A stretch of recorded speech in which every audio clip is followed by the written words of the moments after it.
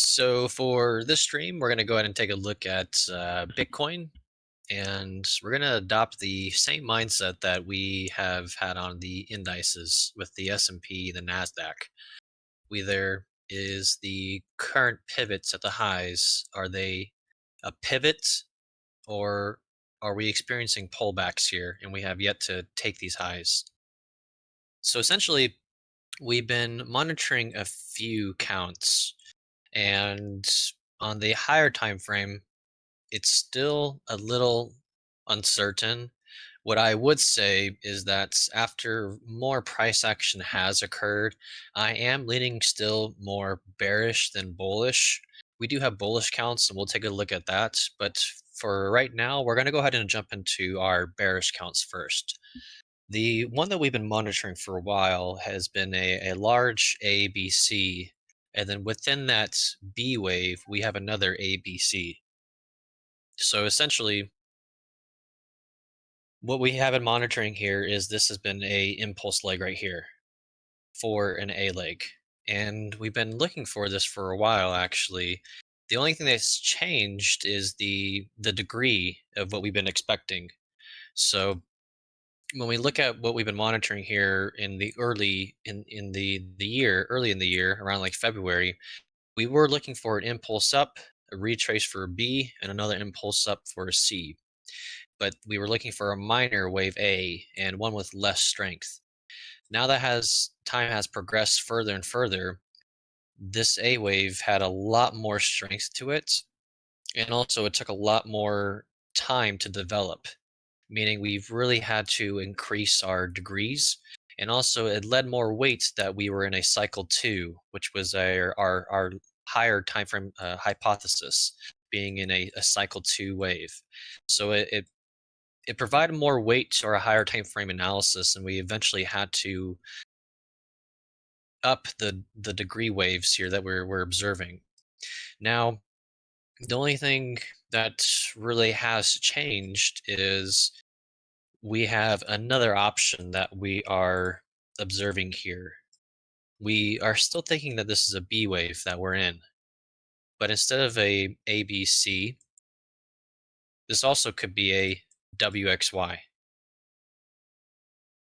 where instead of looking at this as a impulse such as that, this is actually a three-wave move, which is a little more cleaner in my opinion, as opposed to a five-wave move like this. So I think it's a little more cleaner. And then it's also a matter of how we take these highs. So with the A wave here, we would take these highs in a five-wave move. But with the W here, we would take it moderately with a three-wave move, which is something that we want to see. Because if we really start to build bullish market structure and really start to grind up, then we may have to look at this structure bullishly. So as of right now, we are adopting more of a WXY perspective, and it's all about managing how this structure is occurring here in the medium time frame. But taken aback, this is something that we've been expecting, right? So we saw this either as a W or an A wave. We're looking for an X or a B wave, and we're looking for a Y or C wave extension. In the middle here, we've been monitoring a flat pattern, an A wave, a B wave, and a C wave for an expanding flat. Pretty much we are at the finish line for this flat. So essentially, there's not much more left of this flat to go. We do have some alternatives here that we'll take a look at right now, but essentially, the only other ways I can see this structure being completed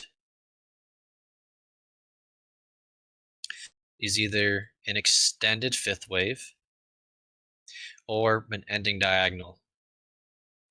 I think this is the less probable account. This can happen because crypto does love extended fifth waves. This is something that we would want to see right here, the more moderate approach.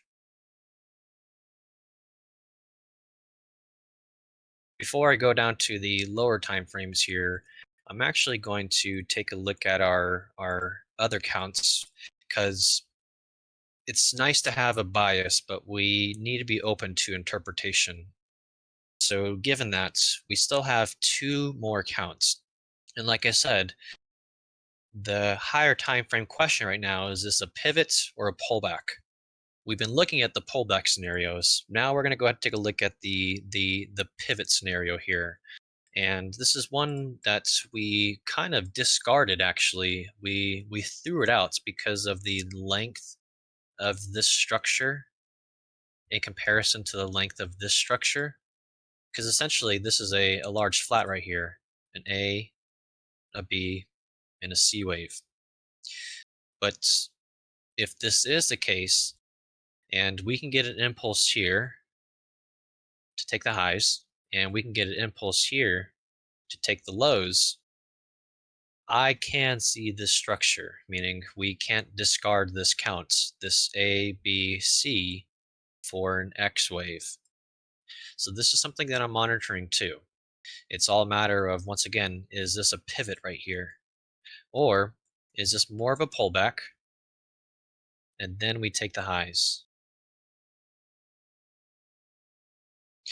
I think this is not as probable, but I think the least probable at this moment right now is our bullish counts. And once again, we can't just discard them because they are valid, but it's all a matter of probability right now in this time frame. But regardless, we still have some directional confluence because even though this could be an A wave, it could also be a wave one, and we're still looking for a flat pattern here too. So with the fractal nature of Elliott wave, we still have some directional confluence, even if we're looking for a bullish or a bearish count. And once again, if we are thinking that we can see this as a 1, 2, 3, 4, 5 for the X count, and if we can see this as a 1, 2, 3, 4, 5 for many counts, once again, with the fractal nature of Elliott wave, we can apply it to a new perspective, meaning maybe this is a large 1 into a 2, into a 3, into a 4, into a 5. We do have an unorthodox bottom here because the wave 1 pivot would be here, and our wave 4 low would be here, meaning it breached the territory of this B wave, but it's an unorthodox bottom because it didn't breach the territory of the wave 1. So it's still valid. However, once again, we can get a 5 waves here, and if we can do that, this could just be an A wave. Then we retrace for a B wave, then we extend lower for a C wave. Regardless, still more directional confluence, because even if this is an A, B, C for bullish or bearish counts, we expect a 1, 2, 3. And what we expect over here, an A, B, a C. So just more fractal nature of Elliott wave where we can get more directional confluence. Because even if the higher time frame counts are unclear, because it's very evident as we have 4 higher time frame counts, we can still use them and capture the movements in the markets with the fractal nature of Elliott wave. So I think the bullish counts are least probable. I'd say this is something that I'm eyeing very closely, but I would still say that it's more likely that we're in the WXY or the ABC.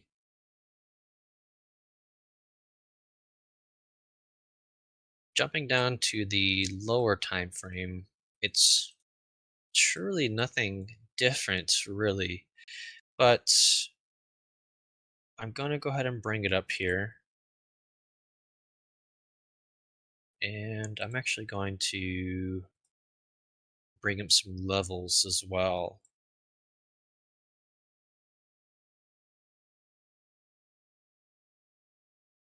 So essentially, this is something that we've been monitoring here, this impulse here from the highs. The only thing that really wasn't expected was the strength of this wave 4, and that was probably due to the ETF news as well.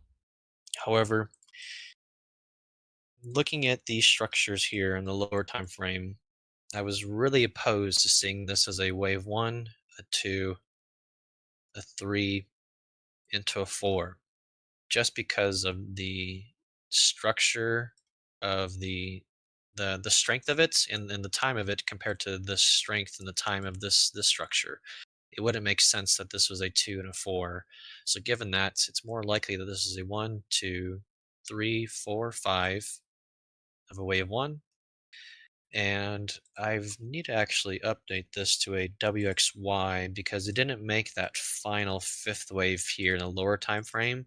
So it's more formal to label this correctly as a WXY, which maybe that means we'll get a more simple pattern here with the wave four. I am a little weary though because if this was more of a flat pattern, we should get more of a sharp correction here on the wave four. I don't want to see it to be too sharp though, because if that happens, it'll potentially breach right into the territory of that wave one. So I am looking for more of a zigzag pattern, but more of a shallow one, and then really dip right here into these levels because we do have a large order block on the weekly time frame, and then also a large fair value gap here on the daily. And then once again, we're also playing with fibs according to Ellie wave theory too. So we do have a nice 3414, 382 pocket right here as well. A lot of confluence for a bounce. If it doesn't bounce right here, once again, we do have that expanded flat, I mean the extended fifth that we've been looking at, and I could see it pretty much dig right down here, where it would take this full fair value gap, potentially bounce right off of this rejection block in the weekly, even just dig right into this daily fair value gap, and then just bounce off of it if it is a extended fifth wave.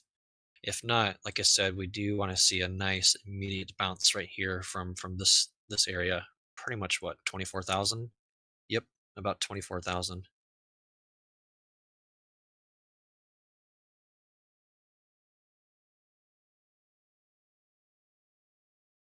Now, one more thing here.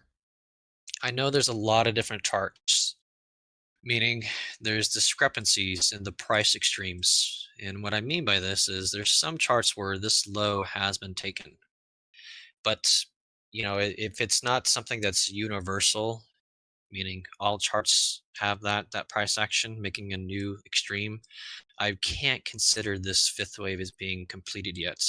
I am still looking for that movement to the downside, one more retrace, and then to break that low again. So even though some charts have once again broken this low, I don't think that we can apply that logic and say that the bottom is in for this C wave. I still think that we have more downside to see. But other than that, I'm actually going to go ahead and see if anybody has any questions for me, whether it be Bitcoin or maybe another assets that they want me to take a look at really quickly. So let's go ahead and jump into some questions here. Let me go ahead and pull up